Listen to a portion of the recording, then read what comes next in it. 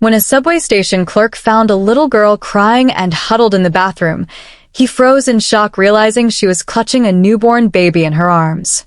In the cold glow of fluorescent lights deep beneath the city, one ordinary night shift became a life-changing test of courage, revealing how a single moment of compassion can pierce the darkness of fear, abandonment, and unimaginable family betrayal.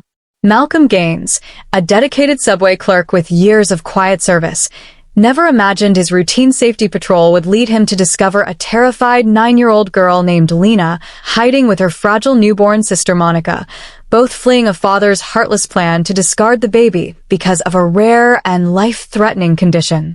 This is the inspiring true-to-life story of how one man's instincts, sharpened by personal loss, ignited a chain of bravery that saved 2 innocent lives and exposed the hidden struggles of medical neglect and parental rejection in our modern world. As we journey through this powerful tale, we uncover not only the raw drama of a subway rescue but also timeless lessons in empathy, the strength of sisterly love, and the universal wisdom that ordinary people can become heroes when they choose to listen to their inner voice instead of walking away. The English language itself becomes a tool for healing here.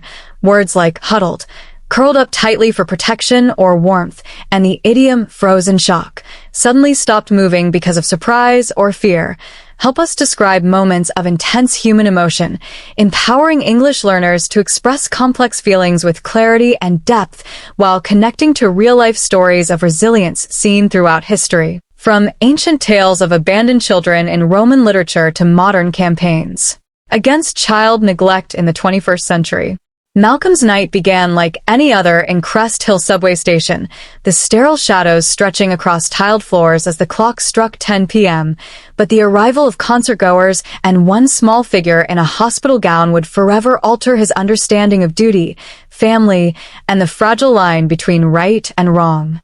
What would you do if your ordinary workday suddenly placed 2 vulnerable lives in your hands, forcing you to decide between following rules or following your heart? The platform buzzed with energy from the concert crowd when Malcolm first spotted the small girl in the pale blue hospital gown running barefoot from the train, clutching a white bundle that turned out to be a newborn. His heart quickened as instinct screamed that something was terribly wrong. No adult accompanied her, and her frightened eyes darted through the sea of passengers like a lost soul in a storm. Historical records remind us that subway systems worldwide, from the London Underground during the Blitz in World War II to New York subways in the 1980s crack epidemic, have often served as unexpected stages for human drama, where ordinary workers become first responders to crises involving vulnerable children and families in distress.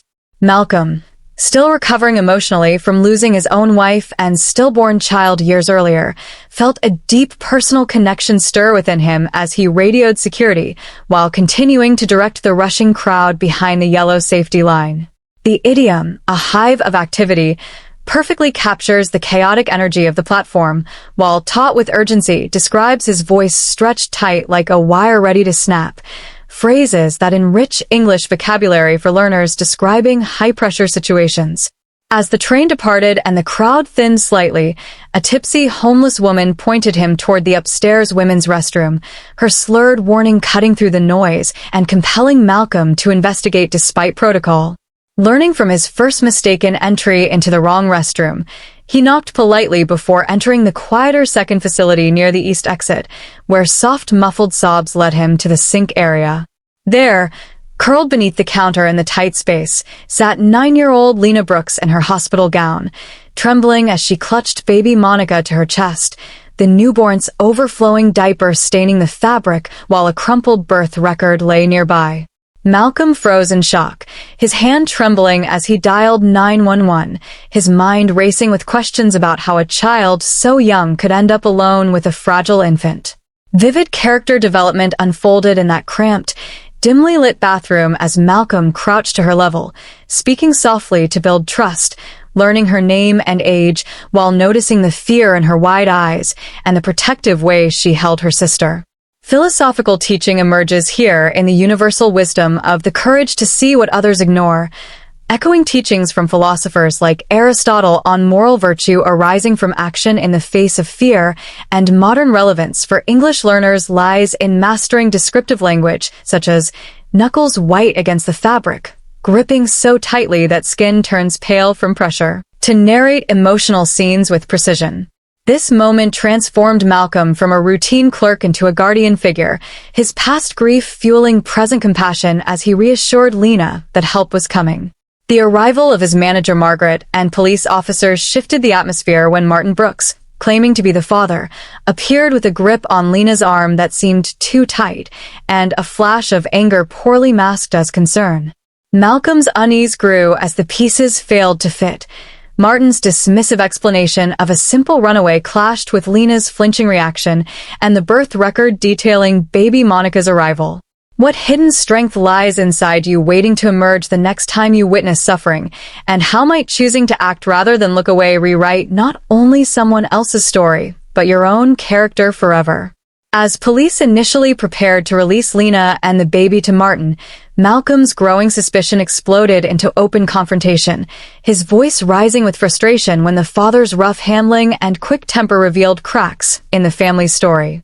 Drawing from historical parallels like the child welfare movements of the early 1900s progressive era in America, where subway and street workers often reported cases of neglect that led to landmark child protection laws, Malcolm refused to stay silent despite his manager's warnings to let it go.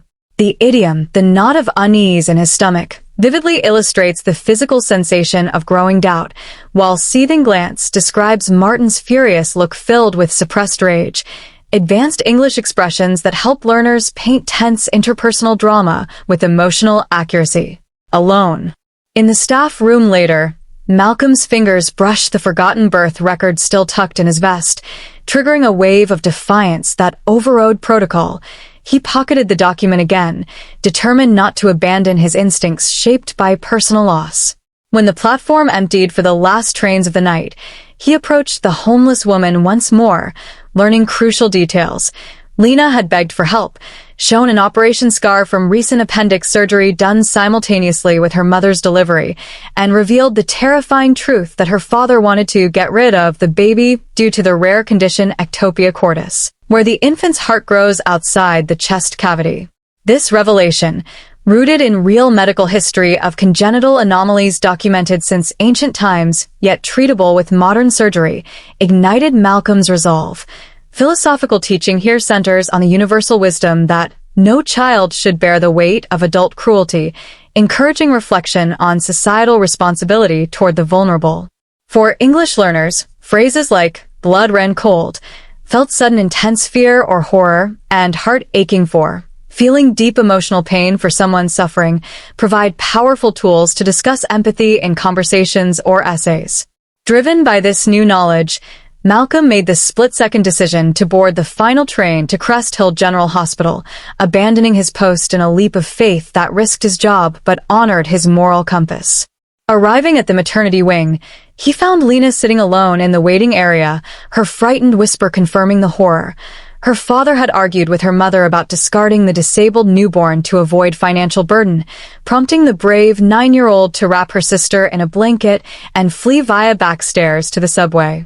Vivid emotional development unfolded as Lena shared her terror and love for her sister, her young face etched with determination far beyond her years, while Malcolm positioned himself protectively when Martin emerged in fury. Confrontation escalated in the hospital corridors and basement parking lot as Malcolm grabbed the car seat to shield the crying baby, dialing 911 once more while Martin attempted to flee. Police sirens cut through the night, cornering the father and leading to his arrest as Lena clung to Malcolm in relief. This chapter reveals profound character growth from hesitant observer to active protector, and modern relevance in how learning English equips global citizens to advocate against neglect through clear storytelling and awareness, much like social media campaigns today amplify voices of rescued children. How does one small act of defiance against injustice today plant seeds of courage that could protect the innocent tomorrow, reminding us that true family is defined not by blood, but by the choice to stand up when others look away? In the aftermath of the parking lot rescue, as officers led a handcuffed Martin away and Lena's mother provided a tearful confession matching every detail of the girl's account, Malcolm stood cradling the car seat with baby Monica's cries echoing in the concrete space, his own past grief transforming into purpose. Historical elements surface in the long struggle for child rights, from the 19th century orphan trains in America to contemporary international conventions protecting minors from parental harm, showing how individual interventions like Malcolm's have repeatedly shifted systems toward compassion. The mother's broken voice revealed Martin's threats and rejection of the baby due to ectopia cordis, a condition with documented cases dating back to medieval medical texts, yet offering hope through surgical advances today, underscoring philosophical teaching that vulnerability demands protection, not disposal. A universal wisdom echoed in every culture's sacred texts on safeguarding the weak.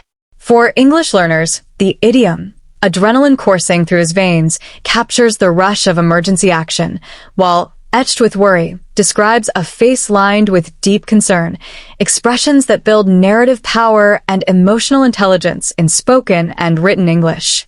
Lena's brave escape, wrapping her sister warmly and navigating dark hospital stairs to the subway, highlighted her extraordinary resourcefulness, turning a 9-year-old into a real-life heroine whose sisterly love defied adult betrayal. Back in the maternity room, surrounded by beeping monitors and police statements, the family's truth unfolded fully. The mother's fear of speaking out against her husband's plan to abandon the baby in the river, Lena's overheard conversation that sparked her flight, and the birth record Malcolm safely returned as proof of the infant's identity and right to life. Emotional development deepened as Lena embraced Malcolm in gratitude, her small arms conveying more thanks than words could, while her mother offered her phone number in tearful appreciation, forging an unexpected bond born from crisis. Modern relevance connects directly to English learning by showing how mastering vocabulary around trauma, rescue, and redemption, terms like semi-conscious or overriding all other concerns, enables learners to engage with global issues such as medical ethics and family violence through podcasts, news, and advocacy writing. Officer Johnson's kind words praised Malcolm for going above and beyond, affirming that one clerk's instincts had saved not just a baby, but an entire family from potential tragedy. As the night wound down with escorts home and promises of further statements, Malcolm reflected on how his personal loss had prepared him for this very moment, turning pain into the fuel for compassion. What inner voice have you been ignoring that might be calling you to protect someone vulnerable today, and how could answering that call transform both your life and theirs into a story of redemption and unbreakable hope? Returning alone to the subway station under the quiet night sky, Malcolm resumed his duties with a renewed sense of purpose, the weight of the evening's events settling into quiet reflection as the last passengers faded and silence returned to the platforms. Historical cycles of urban night workers witnessing human struggles, from Victorian-era London station guards reporting lost children to contemporary transit employees trained in crisis intervention, illustrate how ordinary jobs become gateways to extraordinary impact when paired with moral courage. Philosophical teaching culminates in the universal wisdom that true heroism is quiet persistence after the crisis, encouraging personal growth by reminding us that the real test lies not in the dramatic rescue, but in carrying compassion forward into daily life. For English learners worldwide, this narrative offers a masterclass in compelling storytelling. Advanced structures like the knot of unease only grew tighter, intensifying worry that refuses to loosen, and idioms such as plant seeds of courage, initiating actions that grow into larger positive change, equip you to discuss real-world issues with nuance, empathy, and confidence, whether in conversations about social justice or essays on human resilience. Malcolm's manager Margaret, after initial frustration over protocol, ultimately showed understanding rooted in shared humanity, allowing him to keep his job while acknowledging the night's profound events. As he stood behind the yellow line once more, Malcolm touched the spot where the birth record had rested in his vest, smiling faintly at the memory of Lena's wave and the baby's eventual safety.